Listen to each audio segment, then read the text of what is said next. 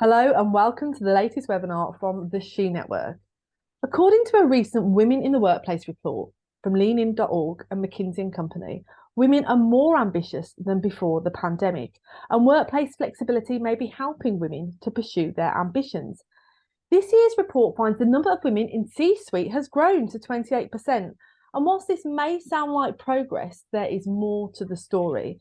Women of colour remain underrepresented at every level and make up only 6% of the C-suite. In 2023, for every 100 men promoted from the entry level to manager, only 87 women and 73 women of colour are promoted. We're here today to talk about why there are so many barriers to female progression in the workplace and what you can do to navigate your way around them. Our guest today needs no introduction, a trailblazer in higher education marketing. She's known and admired far and wide across the sector for the impact she's had at the institutions she's worked at and people she's worked with. I am really delighted to welcome Emma Leach, Global Marketing Director at Heriot-Watt University, former board trustee at the Access Project and former Chartered Institute of Public Relations President. Emma, hello, thank you so much for being here. Marcella, thank you very much for probably the nicest thing that anybody said to me in a very long time. So what a great introduction. Thank you. Kind. Thanks. I think it'd be great to start if you could tell us a little bit about how you started out in your career and how you've got to where you are today. I'd like to say serendipity, good luck, but also taking absolutely every opportunity that has come my way. Just to put it into context, I was supposed to go to university back in the day, and I didn't. I had a poorly mum, so these days I would have been classed as a young carer, and university and getting the grades I needed seemed like it was going to be a million miles away for me. I therefore applied for other jobs locally, and there were two: betting shop office manageress and PR trainee stroke secretary. I've never been very keen on smoking, so I opted to apply for the latter and was working in a PR agency startup by the time I was 18, well before my final exams, and actually loved it. I loved it so much. It was fashion and consumer PR work, and that by the time I got my exam results through and could have gone to university, that was it. I was actually sold on working. So I did that for about 4.5 years, got to travel with that role, got to sell into fashion editors, but equally always had an eye on what next. And at the end of the day, selling wedding dresses, expensive baby wear, knitwear, all of that, it didn't do it for me. I always had a passion for education, but I also realized that I was going to need a more formal education in order to progress. So this is back in the day. We used to have a term called graduate caliber that popped up in job adverts. Not quite the same as a requirement, but that's what they were looking for. So I went back to school and I did my degree part-time and a load of professional qualifications part-time and ultimately an MBA part-time. So I did about 12 years of part-time study. But after that first job in fashion and consumer, I moved into local authority work, which was adult and youth training, which was where I really started to be able to build my passion for education and to see the value and the freedom that education brings. So that was me sold. After a stint working in inward investment, tourism, marketing, I was lucky enough to pick up a PR manager job at Leeds Met, as was Leeds Beckett. I think most of our listeners will know it as these days. And that's really when my career in HE took off, and that's back in the day in 97. And I've been working for 9 years before that. And from there, the growth and trajectory and the potential within HE for me was so obvious. So I moved to Bradford as head of corporate communications and had a team. So from it being me and my first ever PR trainee, who's still a close friend of mine, V, it became me and a 10-strong team in one leap. And from there, obviously, I moved on to work at a number of other institutions and have been at director level and indeed on the executive board of my previous institution to Heriot-Watt. So yeah, lots of really interesting things in higher education, But I think the main thing for me was taking those opportunities for training and development when they were offered, not being afraid of funding my own training and development, and saying yes before the enormity of what I was letting myself into when people asked me to do a new job, a new project hit. Because I think as women, we quite often second guess ourselves. So, jump in, do it now, prove the case. Particularly the way the world is now, you're unlikely to get the money before you've proved that you can do the job. So I've always been quite lucky in that I've been able to test and challenge myself and face the unknown in the way that I've approached things. So if it's frightened the pants off me, I haven't seen that as a good reason for not doing it. I think the other thing I would just say to everybody is be nice, be as nice on the way up as you get, because you're going to need to be on the way down, and it happens to all of us. But there's nothing wrong with saying please and thank you. There's nothing wrong with looking out for other people. There's nothing wrong with being empathetic, and being empathetic does not mean you're weak. People that have worked with me will tell you that I can be really quite focused, quite determined. I've got a very strong sense of right and wrong, and that's important to me. And I want to get ahead, absolutely. And I am ambitious. Have in fact been called, I think the title of this is career bitch, isn't it? So yeah, I've been called that a few times in my time. But the key thing for me is to not trample on others, to do that, and to build your worth and your reputation based on how you deal with and how you support and how you grow those around you. That is as important for personal brand building as having the right backdrop, making sure your makeup's on point, saying the right thing at the right conferences. It's how you treat others. And I have absolutely been on the receiving end of karma for that. I think over the years, the number of opportunities and things that have come my way because other people have recommended me or opened a door or passed my name to someone, I can't begin to start listing that. So take the opportunities, but also, say please and thank you. Be nice to everyone else, especially the people that have opened the doors to you in the first place. Thank you for sharing your story, Emma. It's really inspiring, and I think there's a couple of areas to really talk about within that will be very useful to our audience and to me as well. You said about saying yes, and something I've always said to people that I mentor or work with or just friends, no one ever gets a job knowing what they're doing, a new job. And if you're going into a new job and you know everything, it's probably too easy, or you could have gone higher, right? Because there is that uncertainty when you get a new job, and that first day, like, oh my God, I literally have no idea how this works, or I need to develop here. But that initial kind of opening yourself up to that opportunity and saying yes and saying, actually, I'll go for it and I'll put myself into the unknown. That often can be a real barrier for lots of women from a progression point of view. And has that mindset always been there? And what kind of advice would you give to women that do want that next opportunity, do want to put themselves out there, but they have fear or uncertainty about taking that step? Okay, so that self-doubt is massive amongst many of the women that I deal with and work with. I'm also a lead assessor for CRPR's Chartership Assessment Day, so for CRPR charter practitioners.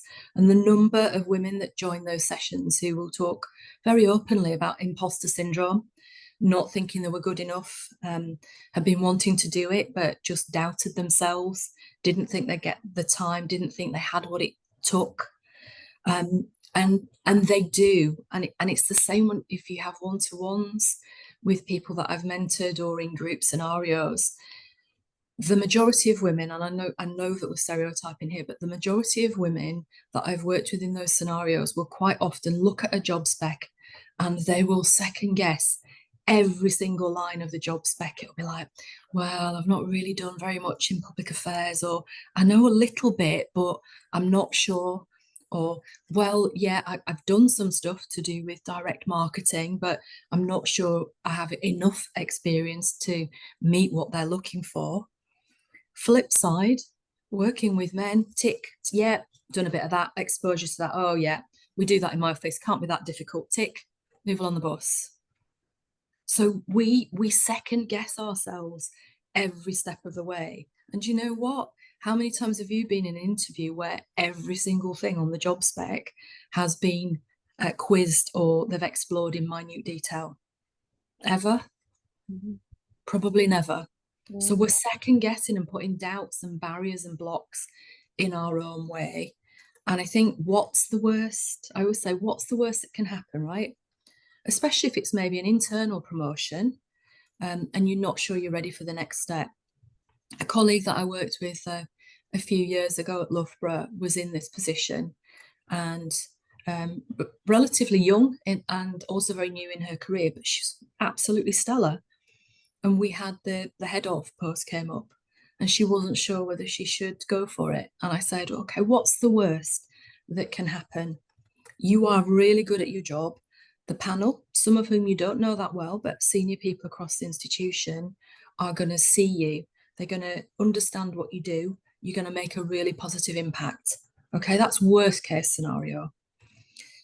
You're also going to learn from the experience. So just don't treat it as everything is pinned on this interview. Treat it as practice for the big interview that is the next job for you. Treat it as practice.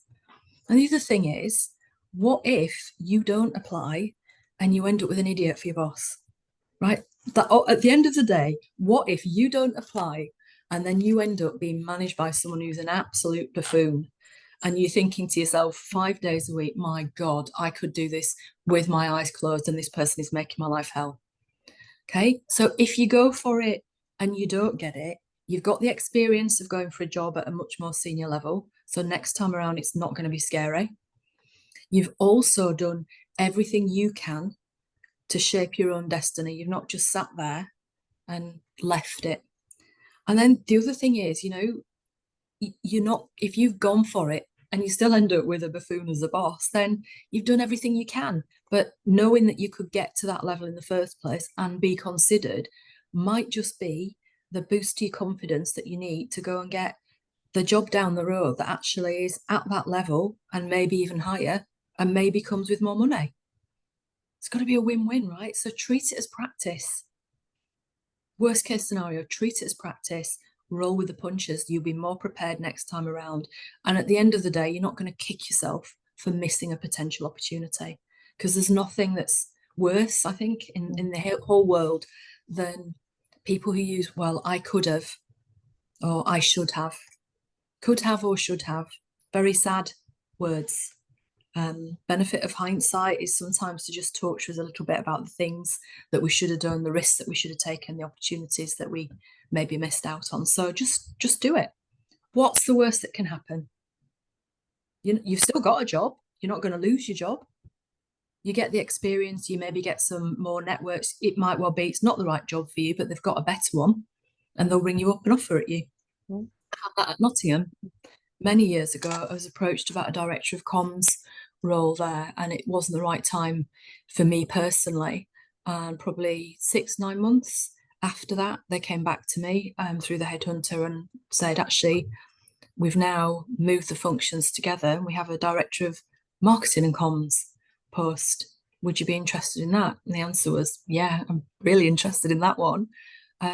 So I ended up with a much better job because the first one wasn't quite right, but they liked what they saw and came back to me with a job that was exactly right. I think I speak on behalf of all of our listeners when I say we are all going to just bank that last few minutes and keep it in our memory for the rest of our careers, because what's the worst that can happen? And actually just going for it. And if you get feedback, I believe feedback is a gift, in our careers. You can take it on, use it for that big role. But also what I found for myself and for others that I've worked with is once you put yourself out there and go for something, if you don't get it, it often whets your appetite for something else. And you think, well, actually, I've decided I want change and this role might not have been right for me, but I know I want to do something different, or I know I want to progress or go here. And all of a sudden, like you said at NTU, this perfect role creates itself, and you wouldn't have got there if you hadn't have just taken that first step. I think, do you know, it's always that first step, and it's the feel the fear thing, and then just do it anyway. And it's not easy. So I know, I've done a lot of kind of conferences and presenting over the years, and it still makes me nervous. It doesn't matter if it's a small group or a one-to-one or it's a room full of 500 people. I remember being terrified. I presented for the Times Higher in Barcelona, and there was a room full of vice chancellors. I have never been as frightened in my entire life. And the feedback I got, it was probably the best session that I've ever delivered in my entire life. And actually, subsequent to that, I had half a dozen different vice chancellors contacting me on LinkedIn and telling me they had jobs coming up, So who knew? Who knew? It wasn't what I was looking for from that event, but it was absolutely terrifying. But it's the connections that you make, and it's also the fact that once you've done it once, the next time becomes easier. And it's those connections that you make, the follow-up that you do for people, the things that you can help them with, their tricky problems, and that kind of stuff comes back to you in terms of opportunities, and I just think we're so conditioned to not being out there, not, it's not always been a good thing for women to be ambitious. We've had this conversation, I think, before, Marcella, but how many men do you know that have ever been called feisty?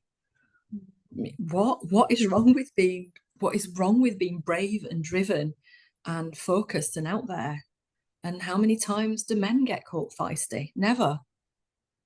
But it's not actually used when it's used towards us as a positive, because it's not expected of us. Well, what do you want us to do? At the start of my career, I was the only woman in a room, and they assumed I was there to either take notes or take the cellophane off the sandwiches. No, and that really shouldn't be where we are in 2024, 2025 coming up.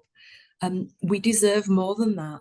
And the only way that we can get there is by helping each other, but also not being afraid of being typecast as feisty or a career bitch or ambitious. Oh, she's very ambitious, Is that usually said as a positive to women, or is it said with a little bit of a negative weighting? And then if you think about how people would use that terminology for a man, oh, he's really ambitious, all of a sudden the tone is different. And we're never going to get equality until we can challenge some of that stuff. Mm-hmm. We deserve our space. We deserve our voices to be heard. But equally, I think good bit of advice, probably the only bit of good advice I ever had from my dad, was the only person that is in charge of your destiny is the person that you see every day in the mirror when you're brushing your teeth. You're the only person that can do that for you. So, do it for you, your partner, your family, whatever it is, but, do it for you and take that first step. It's not as scary as you think. And once you've done the first one, the rest follow. Yeah, I love that, Emma. And I've heard it a few times for myself over the years around, that feistiness, or she's very determined, or quite bolshy, or very direct. I'm very high D, very high red. Oh, yes. Yeah. But I know the direct that. one. Yeah. You're very direct. Yeah. Okay. Yeah, that's fine. But sometimes you got to be direct to get through the boys' club, right? Yeah. And also it's who I am. I'm not dialing anything up. This is the person that wakes up in the morning, and this is who I am. Like, I can't change it. Like, it's just, it is what it is, and I'm very happy with it. I think you mentioned about helping each other, and I think when we talk about barriers to progression, fear is absolutely one big barrier, and that kind of belief.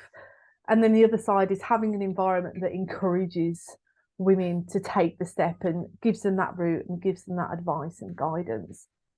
What can we do within our workplaces and network to kind of raise a hand down and help women progress as we have?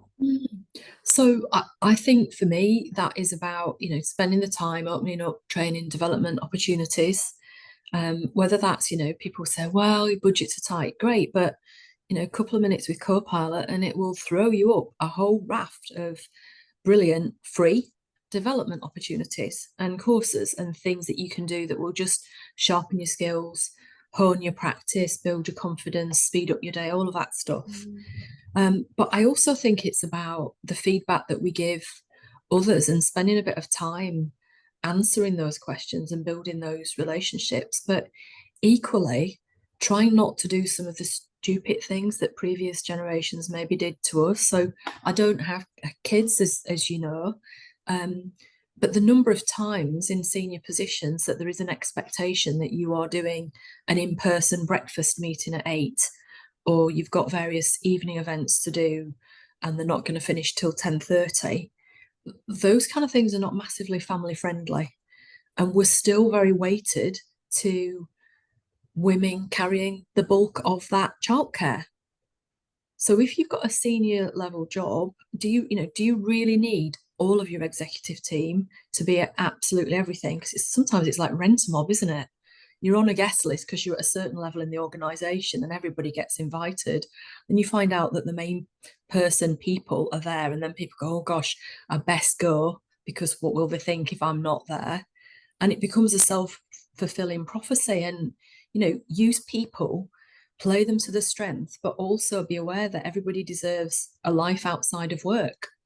And don't be ridiculous. If they don't need to be somewhere, don't make them go there. Think about start times for meetings. Think about what you're asking for and whether it's actually reasonable. Play people to the strengths, but also make sure that you are coaching and developing the next generation and giving them the opportunity to network in the same way that men network. Again, I know you're a real sports buff and know loads about it. I didn't, and what I learned very quickly was working out what teams everybody supported before a Monday morning meeting could help you gauge the banter in the room, because there's usually banter. Our male colleagues particularly would be chatting about the football. If you didn't know anything about football, you didn't know whose team had won, whose had lost, where that conversation might go, you're sat there for 5 or 10 minutes.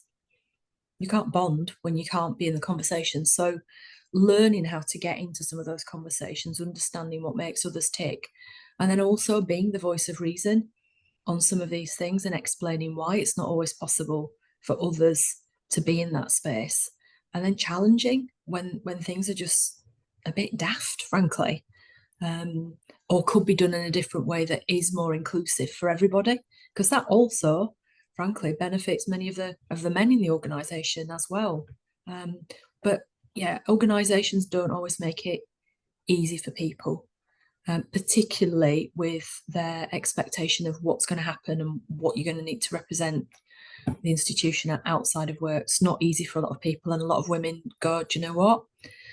I could do your job, absolutely, but I don't want to, because I can't be traveling, every single week.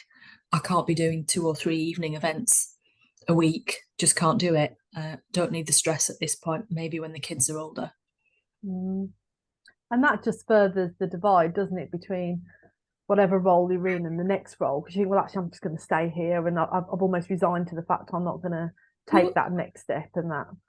Do you know, well, think about it. I was talking to somebody the other day, and we were in a room, and most of the colleagues in there were relatively early on in their career, and like predominantly women.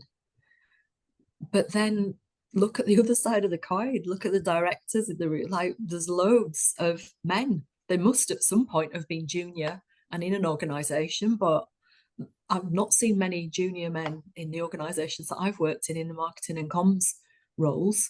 They seem to pop up from nowhere at director level. Where are they coming from? I don't know. There's a special field growing directors of HE somewhere, because you don't see them coming through the pipeline, but then they just appear. How is that? And a number of other names and people, I know some people across the sector who I think are absolutely phenomenal, and they will totally be at the top of the game, but their choices and decision making is shaped in slightly different ways by other people's needs and wants, by family pressures, by sometimes being a carer for elderly relatives. all of those things feed into their decision making, and sometimes it takes them longer to get started, and other times they do the kind of test and decide that the extra money is not worth it because it doesn't cover the childcare, or actually time spent with a family or doing some of the things that are more important to them as passions is more important than earning a bit more money. So they just disappear. On that balance point, something that I've heard crop up quite a lot recently is that some universities are expecting people to be back in 5 days a week, and gone from this kind of flexible era back to this very inflexible era. And it often comes from very high levels. And, we talk about barriers to progression, but it really does cut off a lot of opportunities for so many people. Do you know what? It's massive, and it's always been massive. And I used to say to colleagues, if we were going at specific grades, so up to kind of a grade 7-ish, university grades, anyone that's listening from the HE sector will understand that one, but you would get up to kind of a junior, but senior-ish, but not quite top tier grade. You'd get a decent amount of applications. As soon as you start going for senior positions, there's nobody in the pool. And there's nobody in the pool because what you're asking for, the people that have got those skills are not able to move. And that was the thing for a number of years. You'd see people would ring you and go, oh, I saw your job, that looks brilliant, but I can't move from, insert name of town or city here because the kids are still in school, or other half's job is here, etc., etc. So that mobility point was such a deal breaker. And then with COVID and the world flipping, and we discovered we could work from anywhere, it opened up so many opportunities. I think that reeling that back in is going to be really detrimental to the talent pool. I do understand the need for people to be on whether it's on a campus or wherever in the workplace, a couple of days a week, or to do that in blocks if that works better for them, to do that face-to-face relationship building, all of that. I do get that. But if you're being asked to travel in, to sit in a little glass box and stare at a screen for 8 or 9 hours a day, and then you've got, whether it's an hour and a half or 2 hours, or it's the other side of the country to travel to get there, that doesn't really seem like a lot of value add to me. So I think the next couple of years are going to be really interesting, because a lot of people were sold jobs on the basis of that flexibility, and that flexibility is slowly being taken away, and that strikes me as more command and control than anything else. Lots of jobs, really important to build those relationships with colleagues, but other things, if it's a back-to-back day of Teams meetings, doesn't make a lot of sense to expect people to commute in to do that when they can actually do that and be more productive doing it at home or wherever else they happen to be based. Yeah, I'm with you on that. Just going back to the second kind of point you raised at the beginning around your own personal brand, and something that I've often really admired is your brand and voice, not just on social media like LinkedIn, but when you present at conferences, but ultimately who you are and the time and kindness you give to others. When we talk about personal brand, it's not just what you post, it's kind of who you are, and and what you give. And I'd probably say you're the most known female leader within Marcoms in the sector. And I'd love to know how you went about building your personal brand, maybe what challenges you faced in doing it, and what advice you might give to the rest of us that would love to do the same. Yeah, I mean, I would also love to tell you it was a really high-powered and deliberate strategy, and I would be fibbing. It was mostly about expediency. I was quite early in realizing where things like LinkedIn was going to be going, and I used that a lot, particularly in some of my other roles, to connect the dots, share jobs opportunities, answer questions, build networks. But I think it's been very much focused on projects and then opportunities that have come through that. So big parts of my career, I've been very lucky in leading teams that have delivered amazing work and won loads of shiny prizes. And interestingly, conference organisers like people who've won shiny prizes. So that was my first was being either part of a group or a committee or being a prize winner, whether that's heist or case or something else. And as a result of that, after one slot, if you do well, you're invited back.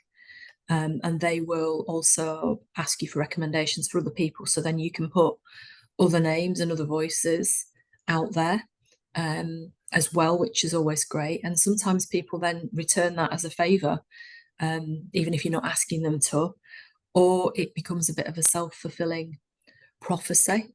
Somebody will say to you, "Oh, we're looking for a speaker on X. Do you know anybody?" And you will go, "Oh yeah, Emma was speaking on that at something a couple of months ago, and yeah, and so, they're really good in that space as well." So you get almost repeat invitations to do things.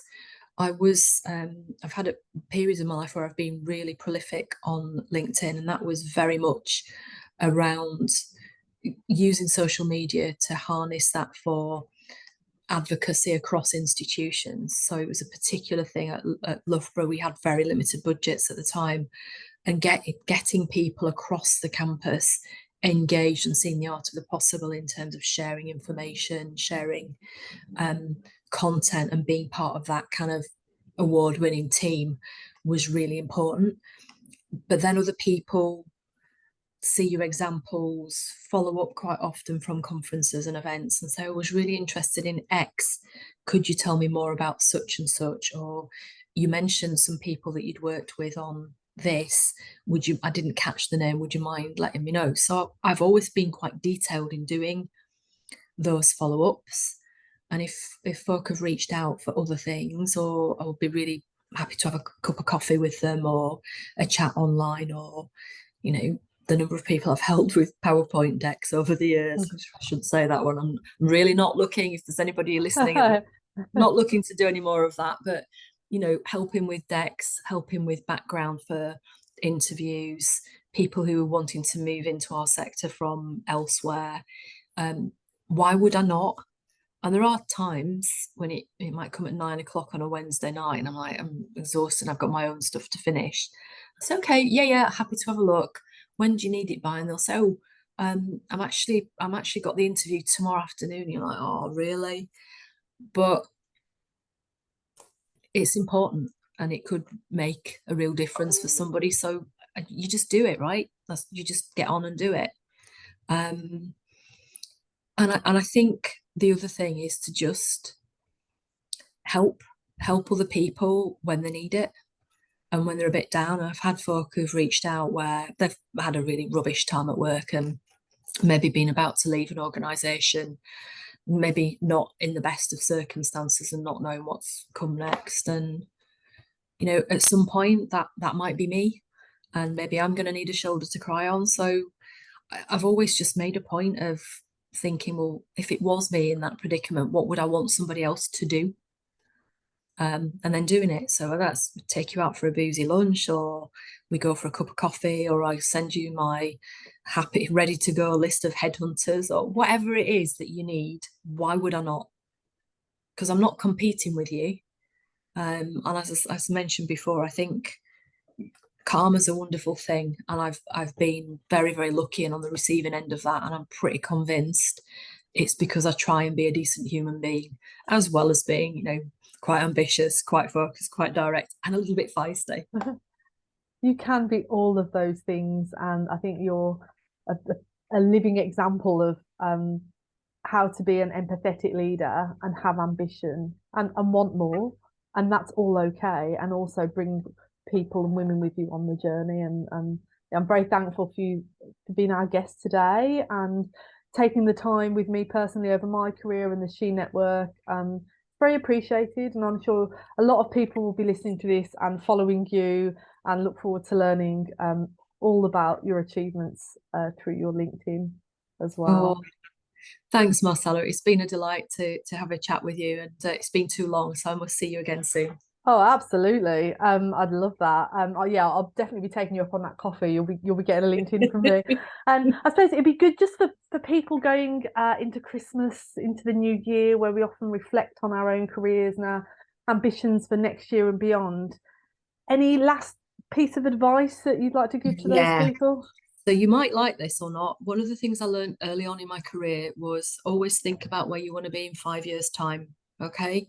And I used to kind of keep hold of job specs, the things that I saw that I might want to be doing in a few years' time, not necessarily right now, because that will give you an indication of what skills or qualifications or areas are coming up and becoming topical and becoming a must have. Because you can't just wake up one day and have an MBA or have experience of AI in marketing or whatever the current things are that people are looking for. So keep an eye on the jobs that you want, not just the next step, but the step after that. Use a bit of time over Christmas to just spruce up your LinkedIn or your CV. You can guarantee that when your dream job comes up, you're going to be lastminute.com to find out about it on a Thursday night at 10 p.m. when somebody shares it with you because they've just thought of you, and the closing date's Friday.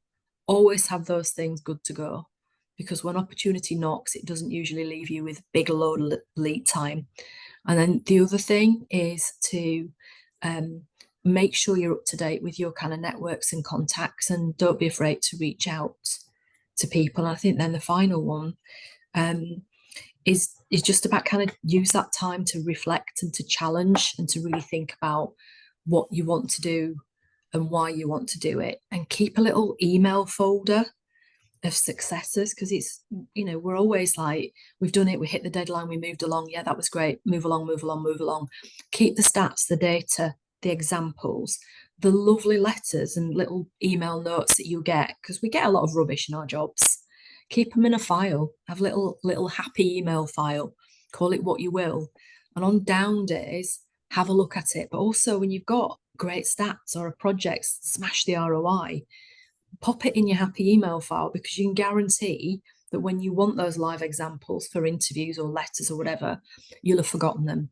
So probably, I would just say to people, empty the house, just have an hour or two to yourself, or go for a bit of a wander, record things into your phone, and then just take those steps forward. Christmas is a great time for regrouping, starting the new year fresh, and actually having those things good to go. It's really important, because you will then have that key to freedom, and your next opportunity, it's on you. You're not going to miss it because you don't have time to revamp your CV that you've not looked at for 10 years. You're not going to miss it because you can't put examples in your cover letter because, it's all, you don't really know. You're not going to wake up on a Sunday night hating what you're doing, thinking, oh God, I've got to get out, and then discover that you need a particular qualification that's going to take you 2 years to get. Take control of your destiny, because it's only you that is going to be the person that can make that happen. Key to freedom is yours. I like that. Yeah, it's all, I live in Scotland these days, so it's all Braveheart. You just actually reminded me of when I was setting up Prompt, or just before I left the company I was at to set up Prompt, I knew it was going to take so much courage to do it. It was just so out of my comfort zone. I set up an email address for myself called Marcella Motivation. And I used to email myself, like, if I was having moments of doubts, like, you got this, or, whatever it was. And then when I set the business up in those first 6 months, which anyone who's done it will know are really, really tough, I used to just go into that inbox in those moments that I just needed to pick me up, because the Marcella of yesterday knew that the Marcella of today would need it. And I totally forgot about it. I'm going to dig out that password and that email and take a little look. That is great advice. I've not done one of those, but I think that maybe I'll have an Emma enthusiasm or something like that. But absolutely the way forward. And you've got to be your own cheerleader, and sometimes there will be days where you're not feeling it, and that's also okay. You don't have to be on it every single day of the week. It's sometimes baby steps is enough, but just having those things good to go, being prepared, believing in yourself, and putting yourself in the best possible space for when those opportunities knock, it is, it's the way forward, right? Certainly is. Emma, this has been just the most wonderful conversation and start to my day, and I'm sure everyone listening will really value all the advice. We really appreciate you taking the time to have this chat today. Thanks again for inviting me.